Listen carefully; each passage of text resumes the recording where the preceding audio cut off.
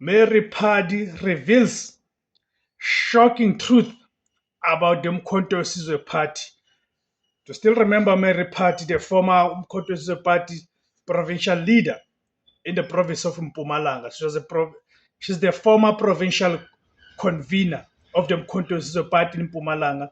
You know that she's been through the courts.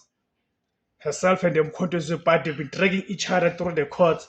So of late, of course, she has been expelled, we're told. So of late, she has revealed some very shocking truths about the Umkhonto we Party. And we also remember in some instance, about a month or two ago, she banned the Umkhonto we Party's constitution in public, in full public view.